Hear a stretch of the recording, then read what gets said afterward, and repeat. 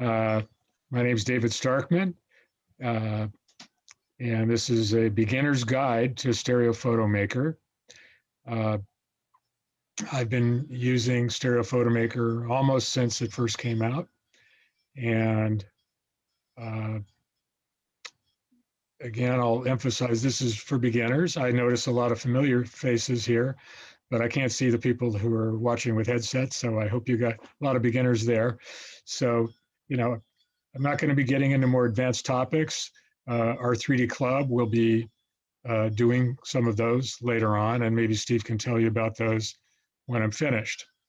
Uh, so what is Stereo Photo Maker? Well, if you've been shooting a digital 3D at all, um, this is a program to let you align and manipulate your right and left images for the most optimum 3D viewing, as well as for cropping and doing other things. So as beginners, a lot of you might be using one of the two Fuji 3D cameras. I personally, that's my recommendation for the best way to start these days, because it's just so easy. It's as easy as using a regular digital camera. It has two lenses, uh, about the same distance apart as your eyes, a little bit farther, as you can see. And it even has a 3D display on the back. For those that are right at the beginning, don't want to invest in something like that, you can just use a single camera or your phone and take, I usually start with the left, but you can take a left eye picture and move over a little bit, take a right picture. And that's even more important because Stereo Photo Maker, if you tilt it a little bit between the two pictures, there's a slight exposure difference. Stereo Photo Maker, in many cases, maybe most, will automatically correct those things. And I'll get into that later. And the other options for many people are putting twin camera rigs together. So that's some of the options for how to take your 3D pictures. And see, while we're starting here, let me go into the chat and I'm gonna paste. I just pasted a little intro that has a bunch of links and things. So I just want to emphasize this is being recorded. And I forgot to hit record on this computer myself. All right, this is being recorded, so it'll be made available later. But also everything I talk about, there are written tutorials available online, and I will tell you where to find those later. I've written a couple, and there's one really good one somebody else did that I like even better, which I'll tell you about.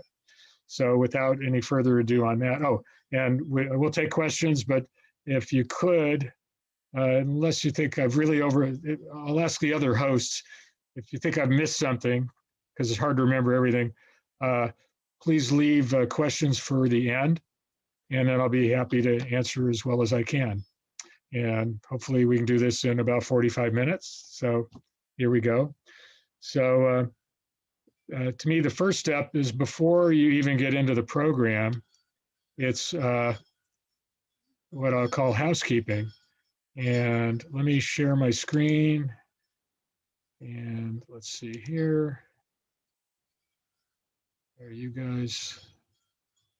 Oh, let's see, seeing my desktop.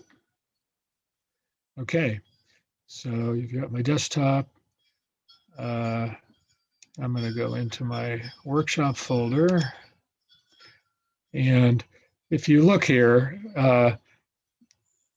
this has more than you would normally need, but the first thing I do is create a folder. Let's say it was, yesterday at the beach was the title of the day I spent taking photos.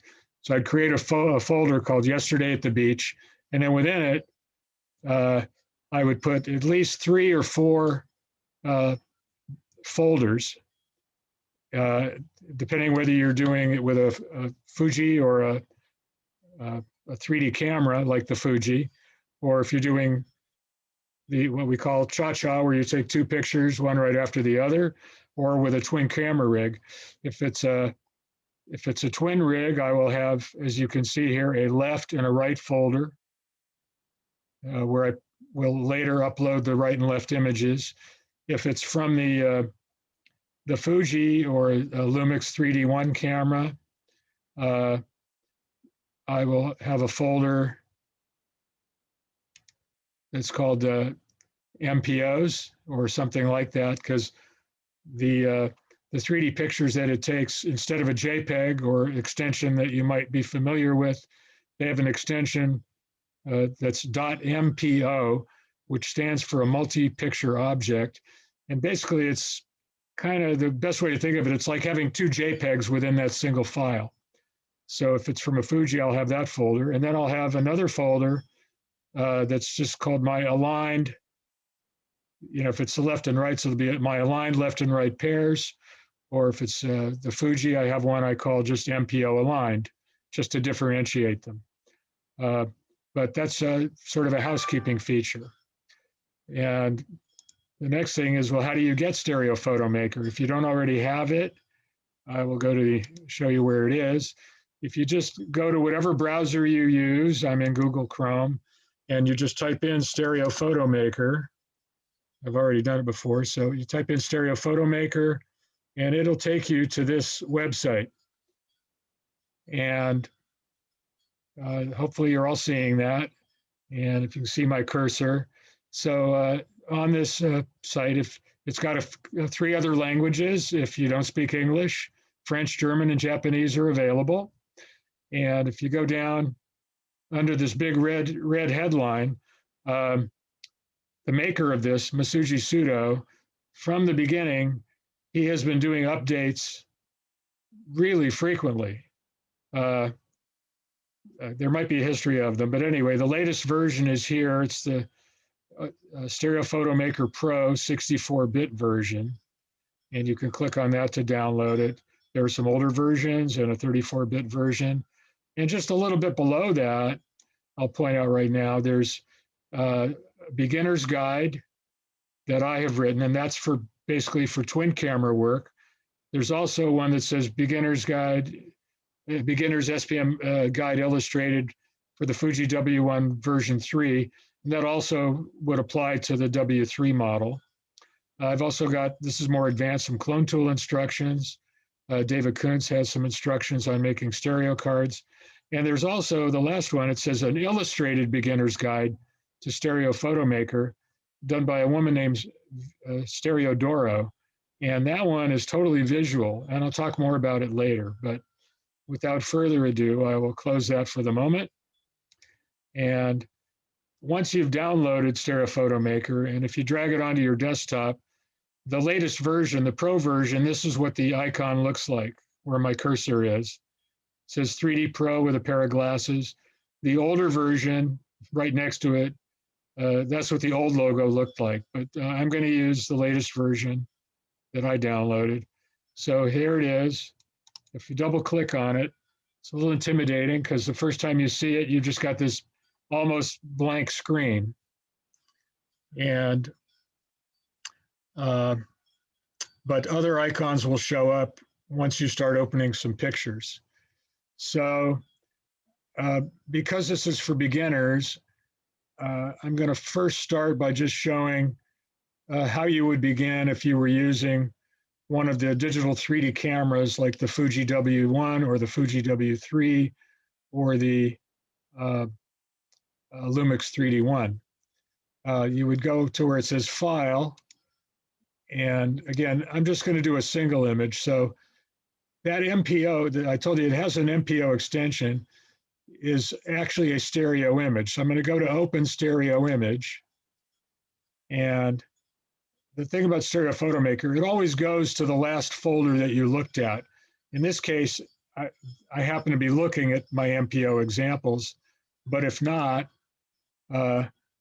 here's all the folders I had in my SPM class folder if I go up, or here's everything in my pictures folder, but I will go back to my class. And right now I have some examples. And just to keep it simple, I just downloaded 5 pictures from a Fuji camera. And depending on what your setup is. The icons might be a little different. If you have it listed as a list, it might look like that, or it might just say under details or in icons.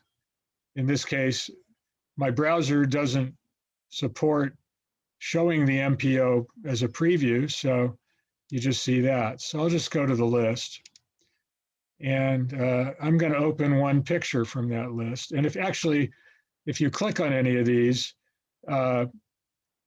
Stereo Photomaker does recognize it, so it will give you a preview, a 2D preview of what that picture is.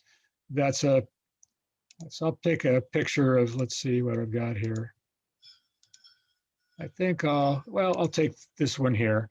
So this is a picture I took at a screening of Coraline, and in the lobby they had one of the puppets, or whatever you call it, that was used in the movie. And so when you bring in the MPO, there's your left and right image, and the default is side-by-side pair. But also you notice once I opened up the stereo image, there are a lot more icons now across the top. And like a lot of programs, you can use the icons, and if you hold a cursor over it, a little word bubble will pop up to tell you what it is. For example, this one would change it to a color anaglyph, and this one would change it to a gray anaglyph, or this is going back to a side-by-side. There are other options like above, below, but I normally work side-by-side. And if you're a cross-eyed viewer, over here, there's an icon that says swap left and right, and that swaps your left and right. Or there's a shortcut. You don't have to memorize all this, but by hitting the letter X, that will switch it from parallel to cross-eyed. And also, like a lot of programs, if you go to the words across the top, for example, in View, let's see, under Stereo, you have a choice of a lot of these things as well, and then other choices too. So a lot of you, taking it with a stereo camera like this, you might look at it and say, well, that looks perfectly great. And it does look pretty good. If you look at it in an anaglyph mode, you can see it does look very good. And so in a way, this might not be the best example because it's aligned pretty well in the camera. But there is a feature. Well, let's pick a different picture just because maybe we'll get one that's not so well aligned.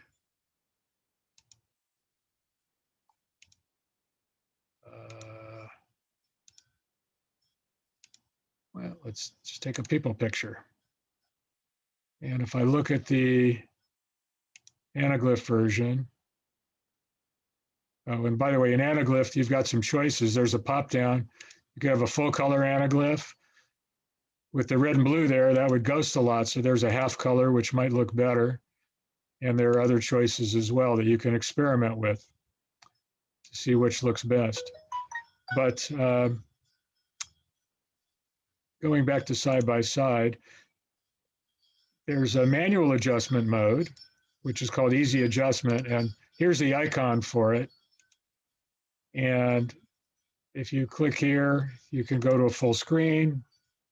And you'll notice above and to the side of the picture, there are two sliders. This is a horizontal slider, so you can make some adjustments there.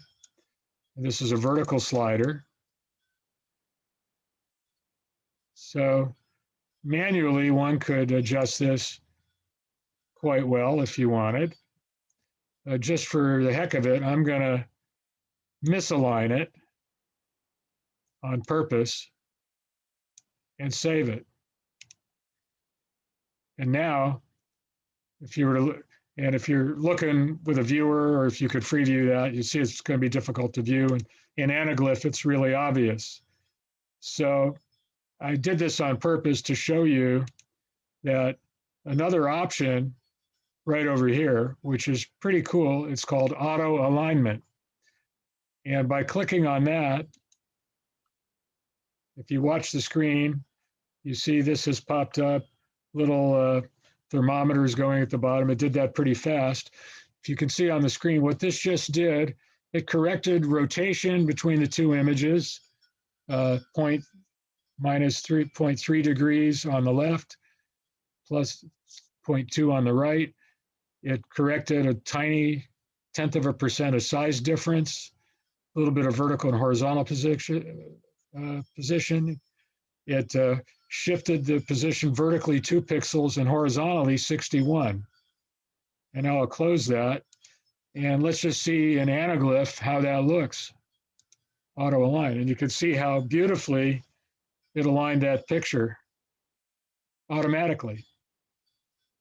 And for a great many pictures, auto alignment is good enough.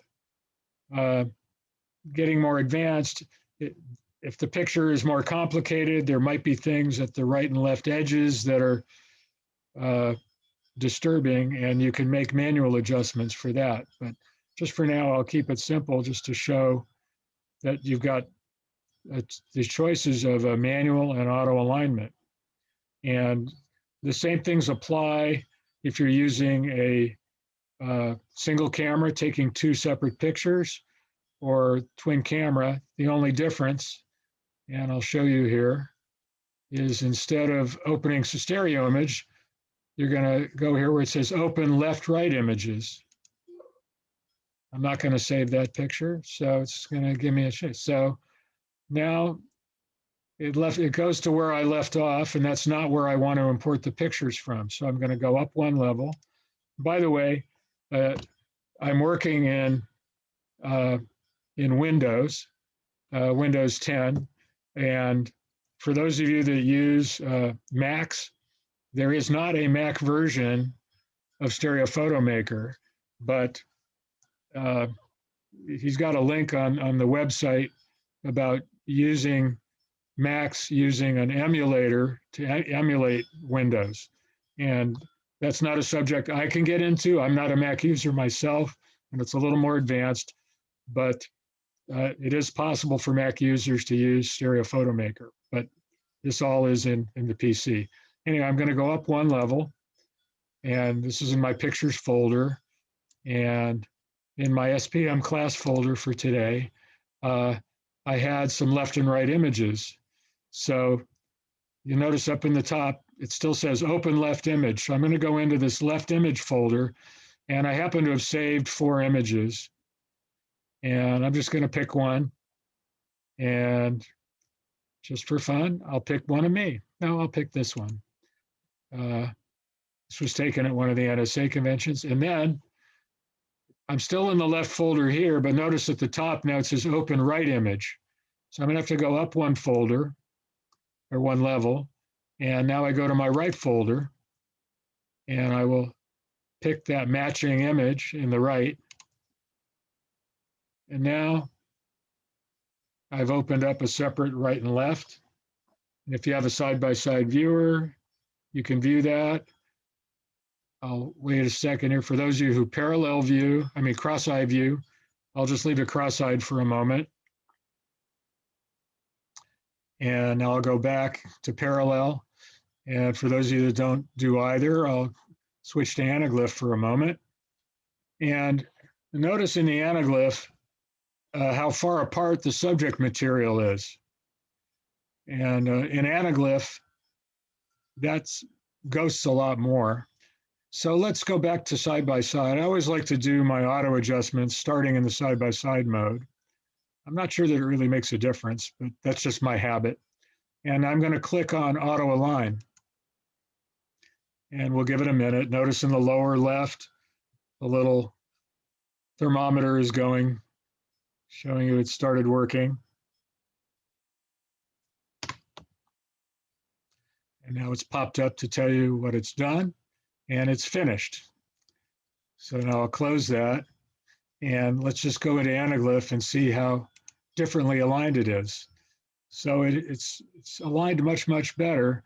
Plus, that was with two separate cameras. So if there was any slight height difference or rotational difference, it's corrected those things. The only thing one might want to adjust manually, especially for an anaglyph, let me put on my anaglyph glasses, is to do some horizontal adjusting to reduce ghosting.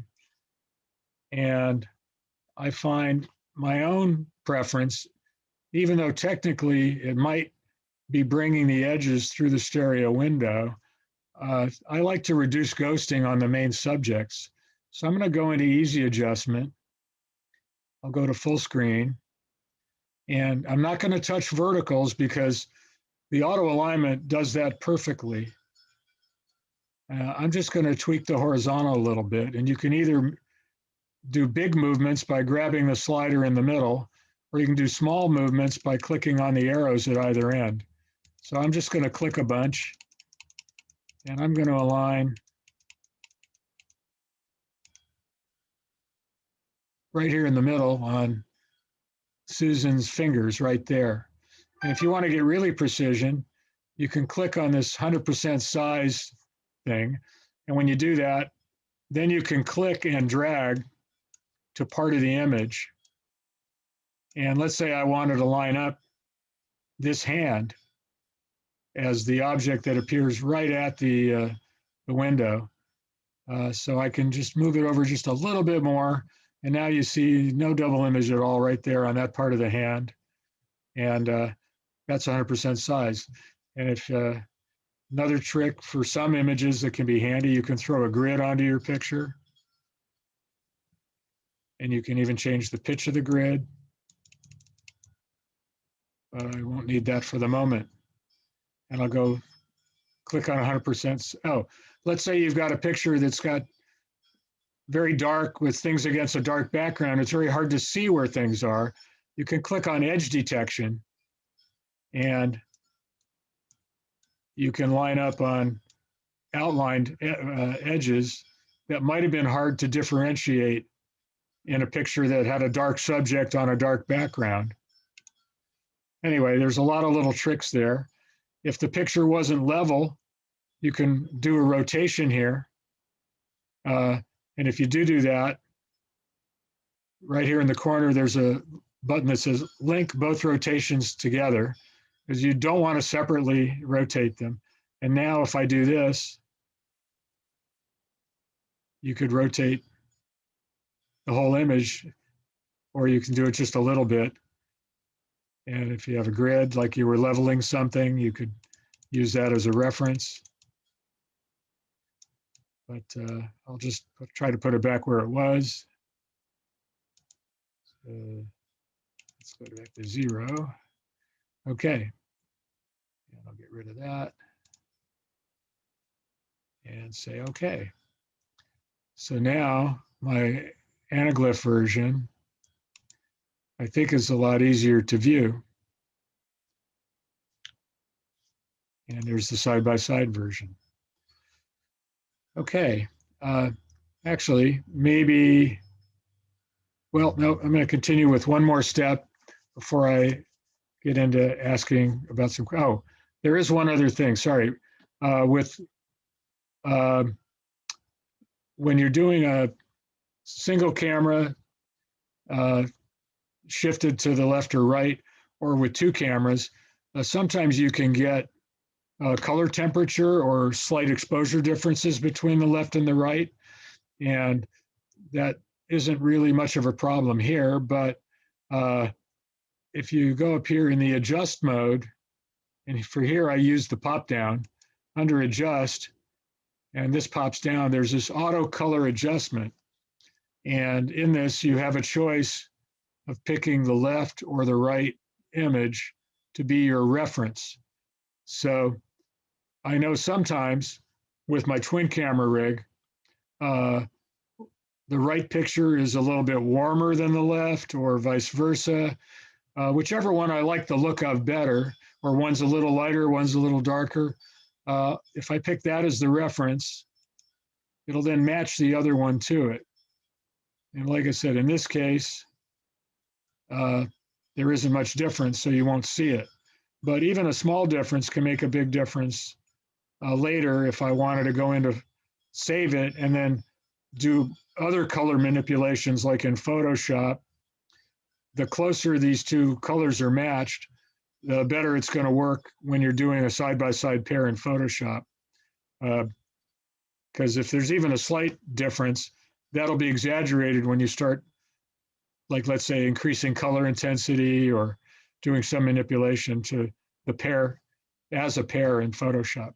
Another thing you can do in Stereo Photo Maker, which is very nice, is cropping in stereo. And I like to crop in the anaglyph mode. You can do it in side by side, but if I go into anaglyph, and let's say I just wanted this part of the picture, I could go here, click on crop, and I have it set on free cropping. You can set it to a fixed thing, like if you wanted it square, or set the ratio, but I usually go for free cropping. And let's say I just wanted this part of the picture, and I wanted it square. Just eyeballing it. And then once you've cropped, you can click on it. And then you can, up here, click on fit. And now I've got a crop version. And there's a side-by-side crop version in a more square format. And if you did that and you weren't happy with it, there's an undo button over here.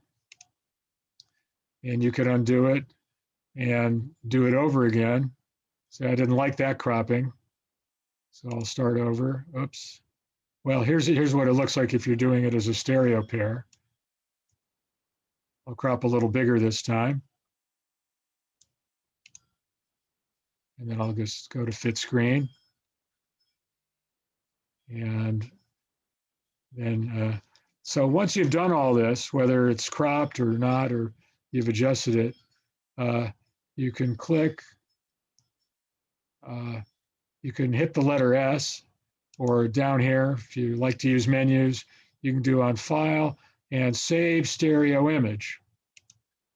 And the important thing is when you go to save it, first, it's going to save it in the last folder that you saved whatever the last thing was in. So in this case, I'm going to save it in an aligned right-left pair folder. So there's that folder. I'm going to open that. And then I can click on save. And notice the preview here. It saves it in whatever format you were viewing on the screen. So I'm going to click on save. And now it's just saved that.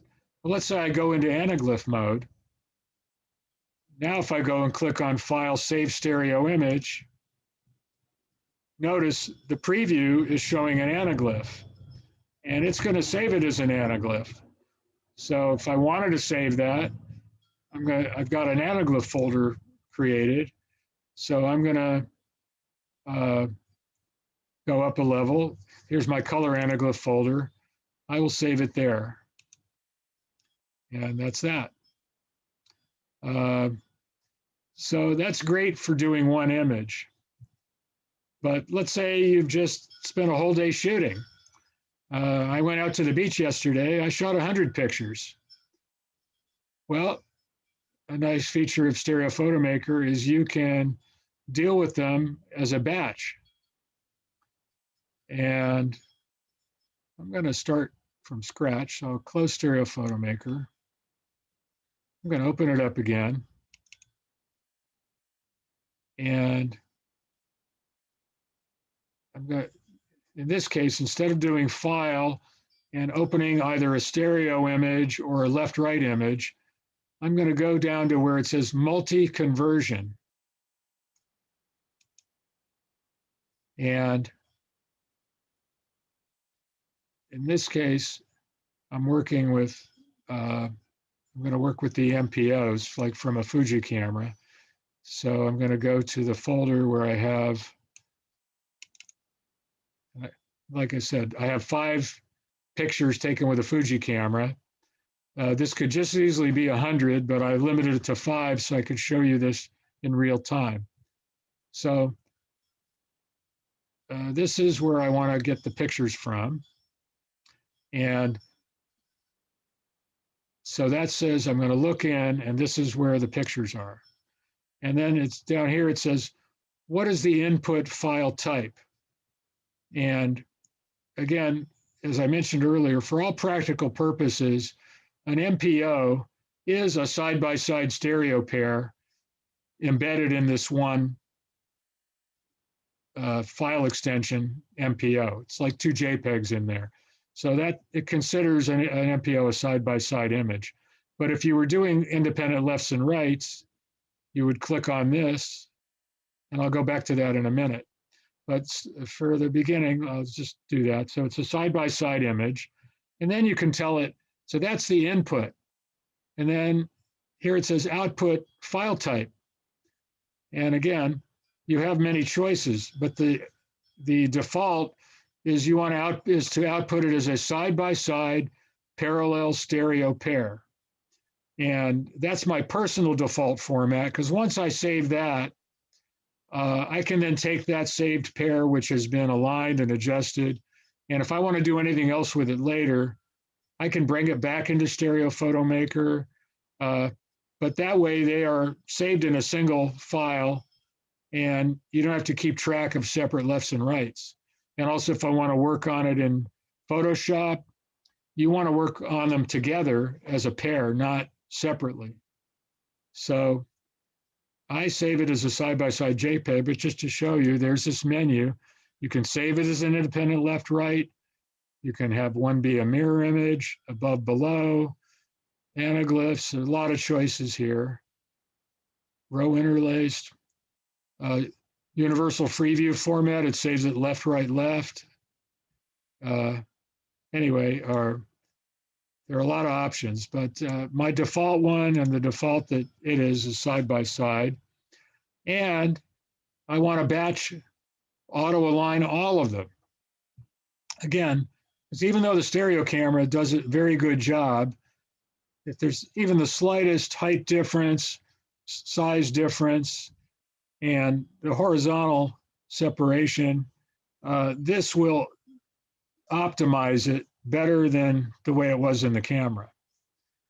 And with the auto alignment, I like to have it auto crop. Some people like to do that manually later, but I've been doing it this way for years. And as a beginner, I think you can't go wrong using auto crop. And let's see. And once so I've got those set. And then down here, you have choices to convert selected files if you wanted to highlight just some, or in this case, I'm going to convert all the files. Oops, wait, I forgot one step. You also down here have to tell it, where do you want to save the pictures that you just are aligning? So, so down here, if you click on the Browse button, you get kind of like a Windows Explorer type of thing. In this case, I'm going to align all those MPOs in an MPO aligned folder. So there were 5 images there. I've told it, so now basically the input type, the output folder, then I'm going to convert all files. This pops up and it asks you before you start, it says SPM will convert the 5 selected JPEG files and save to the folder, and it shows the path of the pictures, SPM class, MPO aligned. Do you want to start? And I'll say yes. And it'll show you what it's doing, and you'll see why I've only picked 5 pictures. The faster your computer is, the faster it will do this. But it is, if you saw earlier when I did a manual or did an auto align of one picture, it's now going through all of those 1, 2, 3, 4, 5 and aligning them. And it's putting them in that aligned folder. And it's almost done. And there it is. So just to prove it. I could open them in Stereo Photo Maker, but I'm going to minimize that. I'm going to go to my folders.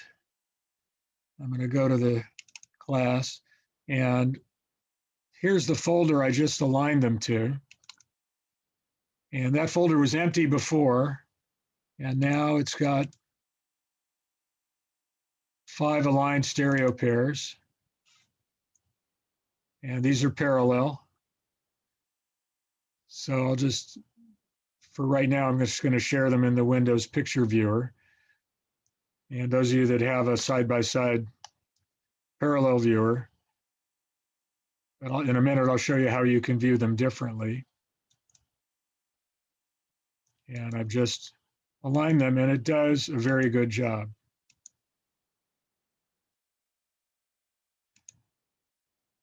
And one could, and also once I've done that, if I go back to Stereo Photo Maker, let's say I wanted to have all of those as anaglyphs. I could go back and do a multi-conversion, but in this case, I've already aligned those. So I'm going to go into the aligned files. Here they are. And they're a side-by-side input, except this time I'm going to output them as a, let's say, I'm going to do a half-color anaglyph. And I'm going to put them in a different folder. I don't need to align them because they've already been aligned and cropped. So I'm going to uncheck those. And now I'm going to browse to, I've got a half-color anaglyph folder. So if I do now convert all of those files, and again, it asks you, it'll convert the 5 selected files and save to that folder. You say yes. Now it's going to be even faster because it's not aligning them. It's only converting the already aligned images to anaglyph. See how fast that was? Done. And now if I go to the anaglyph folder, here's my half-color anaglyph folder, which was empty. And now there they are.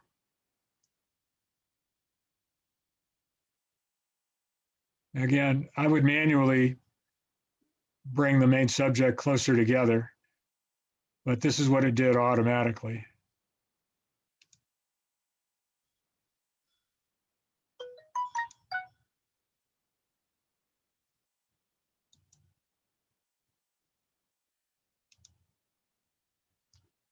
So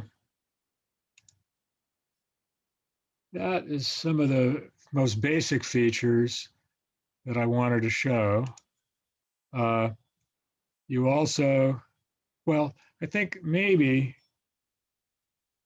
this would be a good time to stop and ask if there are some questions. I know I've just thrown a lot at you.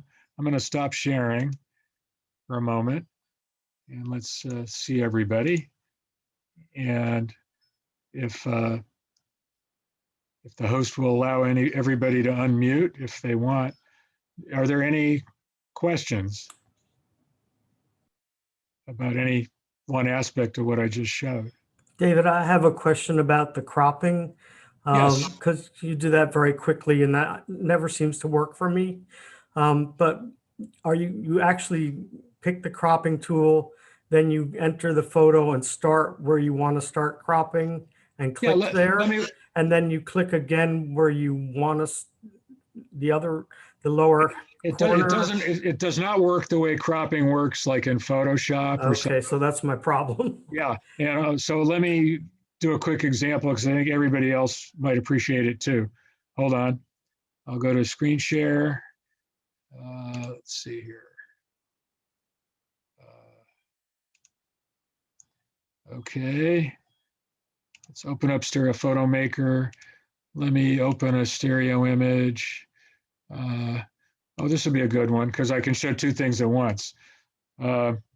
This was the one that I didn't like the way it looked in anaglyph, even though it auto-adjusted it. For anaglyph, what I would do, and I'm going to go full screen for a second, I would bring the main subject closer together like this so that it's it's better to view in anaglyph.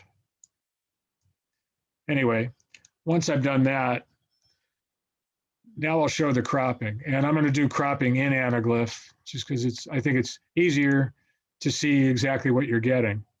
So if you go to the crop tool, and again, I'm using the free cropping option, which is the first one, but you can pick here's some other aspect ratios that you can choose. Let's say I wanted to do a Holmes or there's a little terminology thing here. I think, let me pick a Holmes card and see what it does. And now it's going to limit my aspect ratio. But anyway, then when you come over here, you always start in the upper left corner. And if you're not within the crop area, you'll notice once I move down a little square box pops up. Can you see that? At any rate, then I have to click, left click the mouse, and you can start dragging it. And this is keeping this particular ratio. So I can't move it over because I'm in this particular mode because of where I started. So you can let go. And unlike some other programs, this may be what's throwing you off. Photoshop and a lot of other programs at this point would let you grab any one of the four sides to make a further adjustment. Stereo Photomaker doesn't let you do that. Your only option is to click in the middle of it, and that crops it. But let's say, no, I didn't want that. So what you can do at that point is click on the, up here is the undo button. See that? And I undo it. So let me start over. Let's say I really wanted to start my cropping here. And I want just that. And there it is. And then you can go back either to the side-by-side pair. So I think maybe that's probably what threw you off. I'll undo it. You're back to full screen.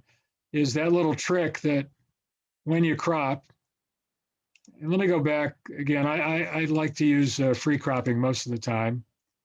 So I'm going to turn off the keep aspect ratio.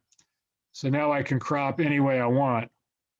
So let's say I wanted to do that, just a weird crop. That's free cropping. Again, once you've done it, you click in the middle. And if you don't like it, undo it. So does that answer your question? Yes, thank you. I think what I was trying to do is crop in side by side, looking at both images and trying to crop both of them, which clearly well, is actually, wrong. let me just for a quick example, you can crop in side by side, but you're only going to do one side. Watch what happens. When I go, let's say to here, free cropping, and you have to always do it on the left. So notice whatever I'm doing on the left is happening at the same time on the right. You see? So there you are. Notice there's two boxes, one on the left, one on the right. You cannot independently work with them. They are locked together. And there you are. And again, if you don't like it, I can go fit to screen here. If you don't like it, you can undo it. So you can do it, but I find it just intuitively, it just seems easier to crop it in the anaglyph mode. And even if I want to end up side by side and then change it back to side by side. Does that make sense? Yes, thank you very much. I'm going to go try it. But David, I have a cropping question. Sure. When you crop, do you realign after you crop? That all depends on the image. Yeah. A lot of times, once you crop it, you do have to look at how it looks in 3D, and it might require realigning. Because the window may have changed at the edges or whatever. And well, let me just go back to share screen. Yeah, I have noticed that. Yeah, Yeah, that often can be, it may not be true. Let me pick one of the other pictures. Well, I'll use this picture. But let's say I crop this here, and I want to do a very tight cropping.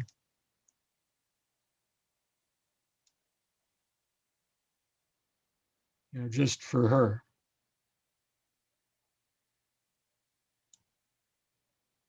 And I crop it, and I go full screen, fit to screen, or I go side by side. Well, let's say, let's say I'm looking at the anaglyph version, and I'd like her to be a little more aligned. Like, let's say this jacket here. So I'd like that to be right at the window. Well, I could go to 100% size, drag it to the part of this image that I want to be aligned. Actually, her hand is probably in front of the jacket. So let's see if I align on her hand. And that's interesting. It's off vertically a bit. So let's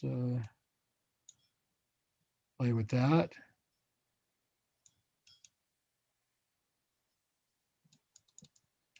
Notice how fine this can be, especially in the 100% mode.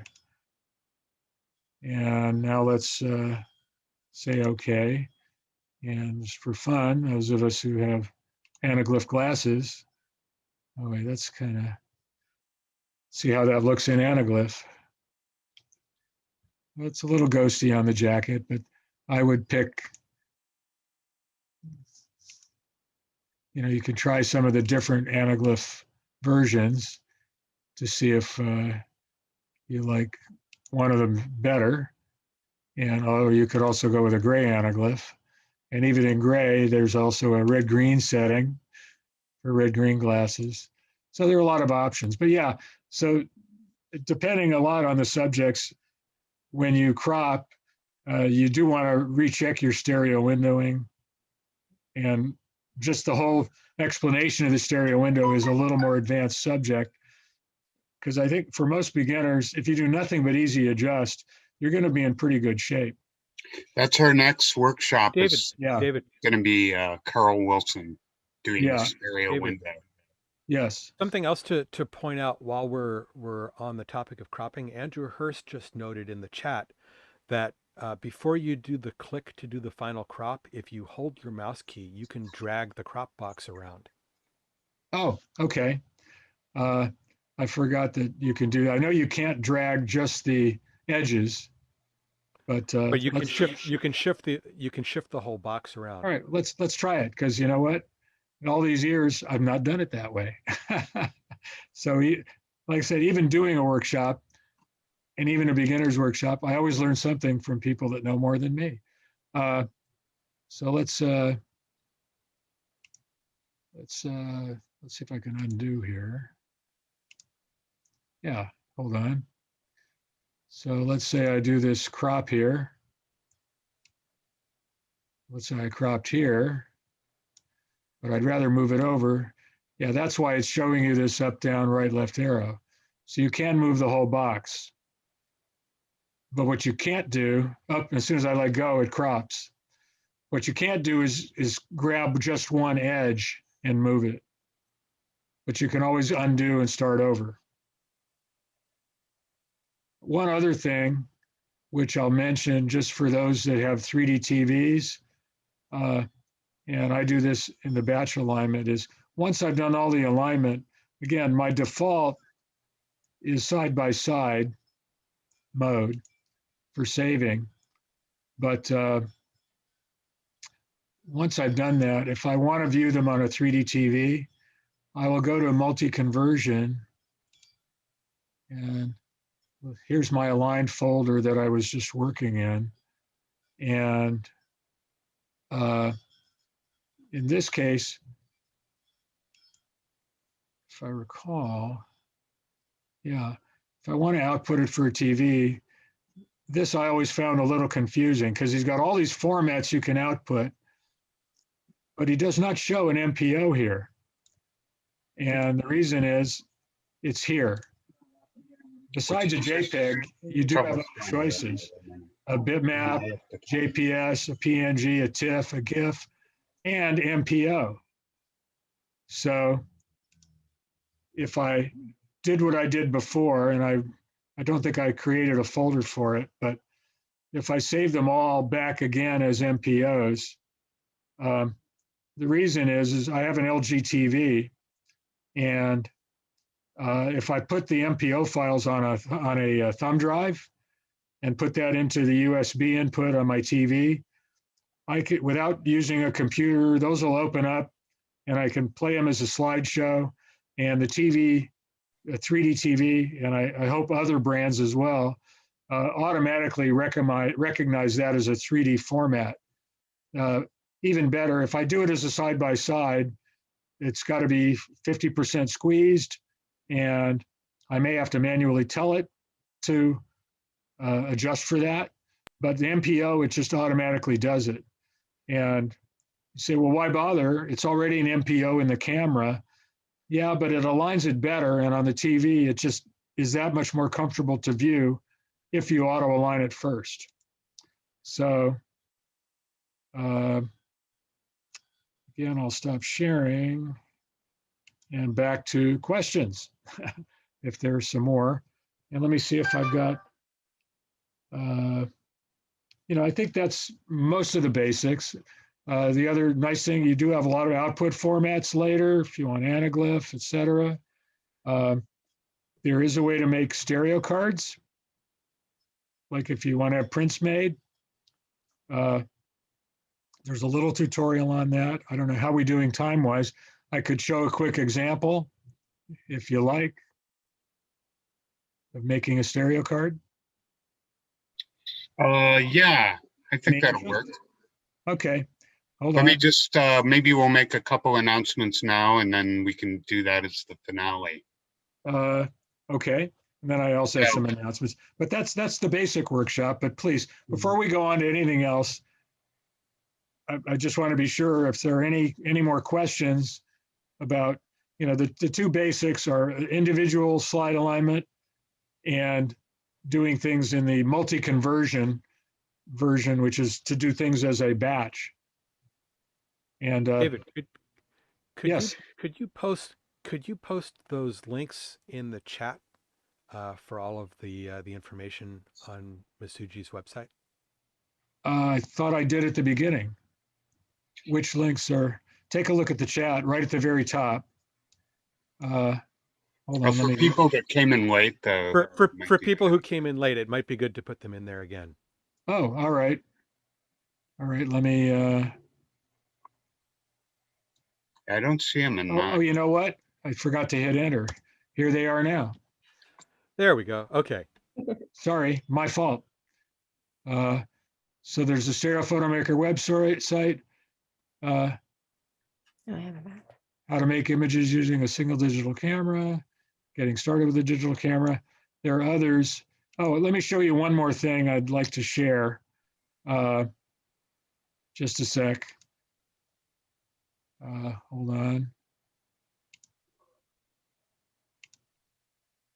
on.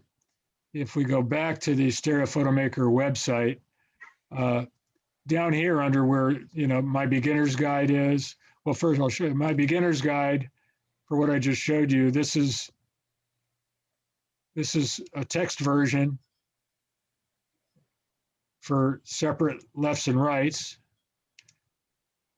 Whoops. Let's go back. Oh, all right, hold on.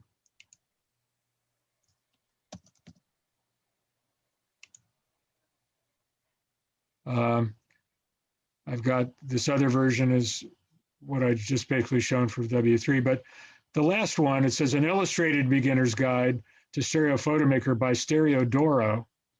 And this is like a PowerPoint presentation. And this shows everything visually. Although she is showing you for doing separate lefts, rights. But other than that, if everything else is the same for an MPO. So if you like it all visual, this is a really great all visual tutorial, step by step. So feel free, go back later. That's all on the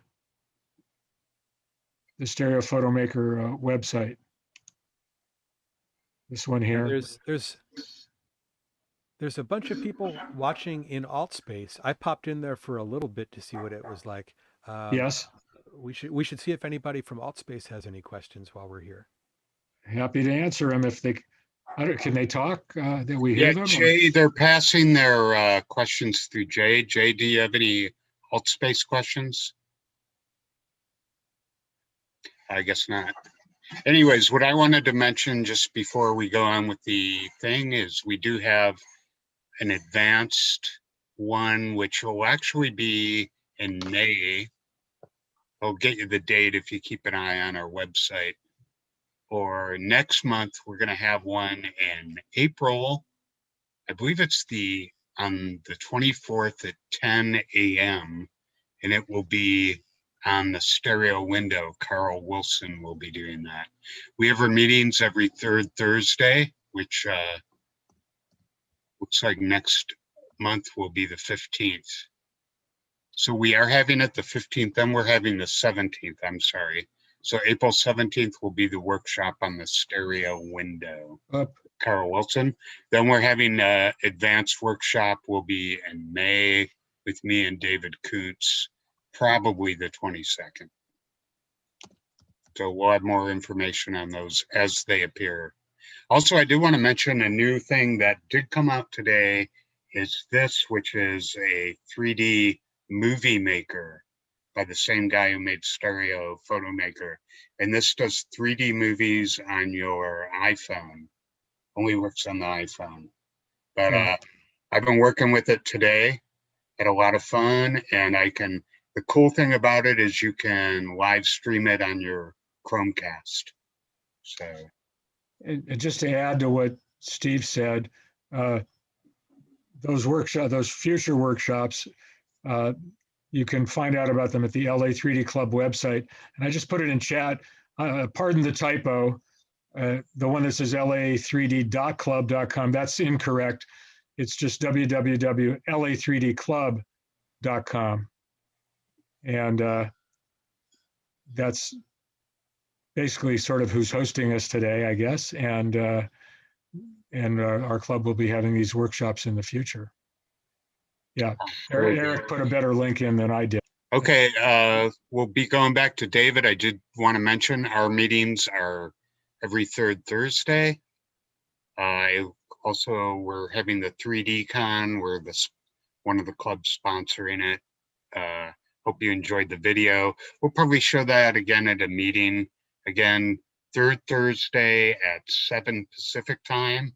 All you have to do is type la3d.club in your browser. You'll be directed to a Zoom link. Everybody's invited. You don't have to be a club member. Now, back to David. Okay. Before I continue, I'll do a little quickie on making a stereo card. I have to put in a blatant plug for my wife's website. So I'll just share this for a moment. The shortcut to it, ignore what's at the top of the screen, is you can just go to www.3-dlegends.com. And this is a website that's basically a tribute to all these people who are no longer with us. And for those that are big fans of Lenticular, her latest edition is Maurice Bonnet, who created some of the greatest lenticular quality images ever back in the in the 1940s. This is one of the cameras he used. And any picture on that site, you can click to enlarge and click again. And there are many 3D pictures on the website. And she does them all in a, let me pick a interesting one, let's say. Well, anyway, here's one of the cameras. And if you click on it, they're all done in a left, right, left format for free viewing. at any rate. So that's 3D Legends. And now going back to Stereo Photo Maker, I'll hold on, close that.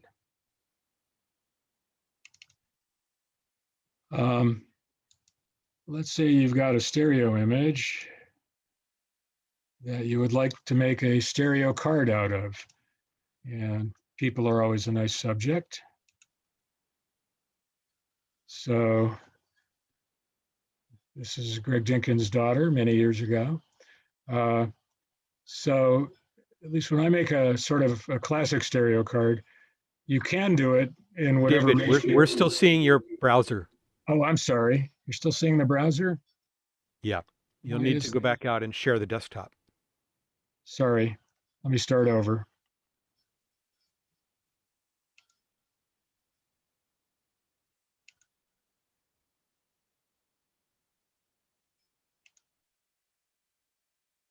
Is that working now? Yeah. There, yeah, Sorry. we see it now.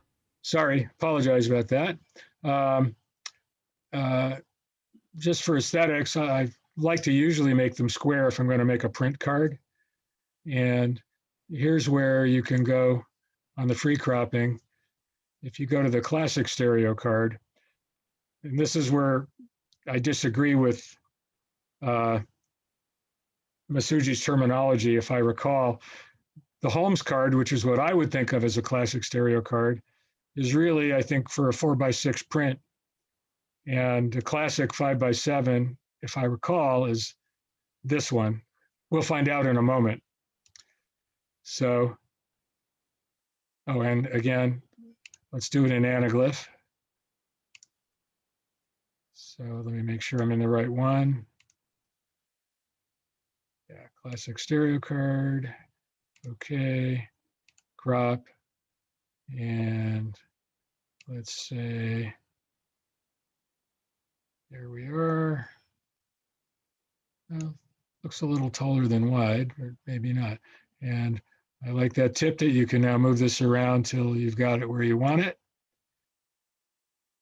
So now I've got my more or less square image. If you go to here where it says File, and right at the very end of the pop down, it says Print Stereo Card. If you click on that, notice what you get.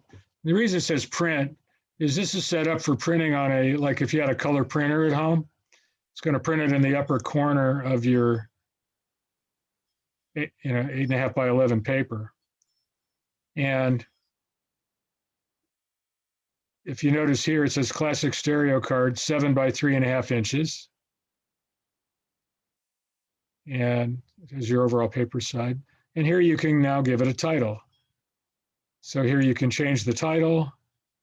And I could put in, Jane Doe, maybe the location, copyright my name.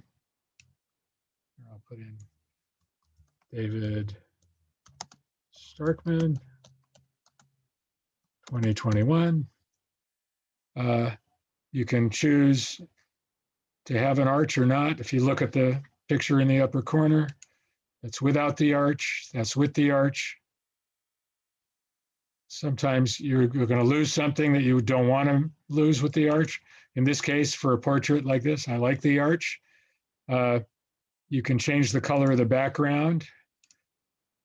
I tend to go with sort of, I call it Keystone Gray, like the old Keystone cards. And I usually stick to the black text, although you can change the color of the text as well, which is here. Change text color.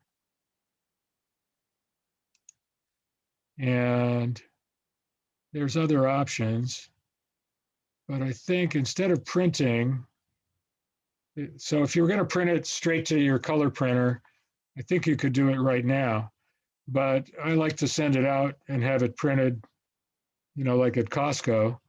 So if you do save as, now, again, it shows you that it's going to save it as a print. Here's the preview, and I'll go to another folder, and in this class, I had a folder I had called abbreviated RD2 print, ready to print. So I'm going to put it in that folder, and I'm just going to call it Lily, because that's who the subject is. SV, stereo view, and save it. And if I go, now if I close that, and if I go to that folder,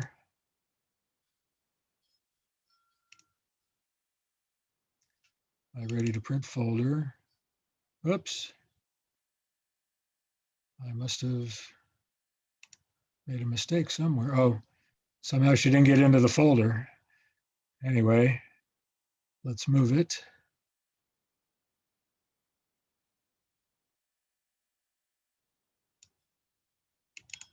All right, so there's the card I just made. And I'll just say there is one more trick. If you're going to have it printed at a place, at a drugstore or somewhere where you can do it online, it's a 5x7-inch card.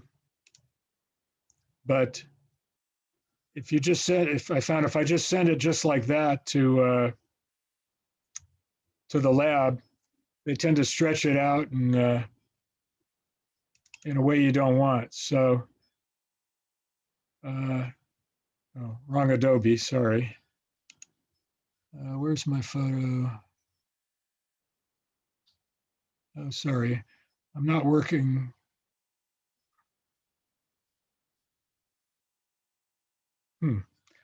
Okay, well, my main computer is out in the shop, and I forgot I don't have Adobe Elements in here. This is like a really ancient Adobe, which I'm not sure I can do it. Basically, you want to see if I can do it here.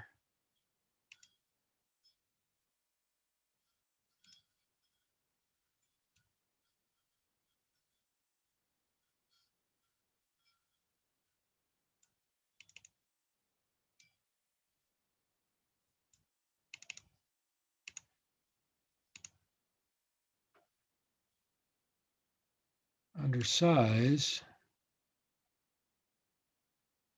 yes. You want to, yeah, so Photoshop has a similar menu. You want to change the canvas. What I find, if I want to end up with a 3.5x7-inch card, I have to put it on a 7-inch wide by 5-inch canvas. Hold on. Let me cancel that. I guess I have to size the picture first. So I'm going to do the photo size, 7 inches by 3.5. And just for the moment, I'll just leave it at the resolution it is. And now, once I've sized the picture, I'm going to put the canvas also at 7 inches, but with a 5-inch height.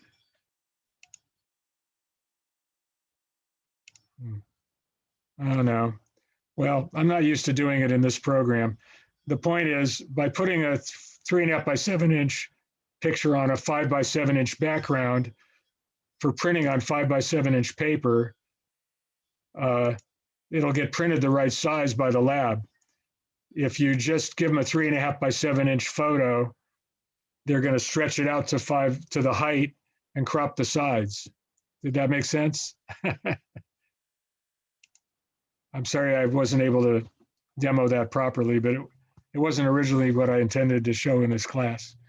But I hope you understood at least the principle of what I was saying.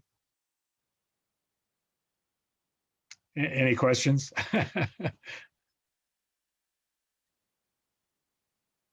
It's a very quiet group. Can they unmute? All good. Thank you, David. That was awesome. Okay. Yeah, if people have ideas, we're going to have the advanced workshop next not next month, but the month after. If you have things you want covered, if you could put them in the chat now, we can make sure that we cover those. I was planning to go over grayscale, clone tool, a few other things, working with I'm working with, by then, I think the volumetric display should be out. So we'll have ways of doing that. Processing, there's also movie processing that you can now do using Stereo Photo Maker. So just go over that and I'll save the chat. This video will be up later at our club site. So, any questions? Yeah, depth maps is one of the things we're going to be going over. Another feature I found very recently, it's been supported for quite a long time, that I only used it recently, is a way that you can pick photos out of, say you have a bunch of photos in one file that are lefts and rights all mixed up.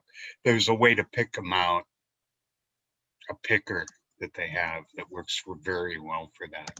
So we'll cover that as well. Yeah, we owe Looking Masuki glass, that was Sudo a great thanks for all of the work that he's put into Stereo Photo Maker. And I wanted to thank David Starkman, who's Well, a thanks. great resource for our club. Thank you, David.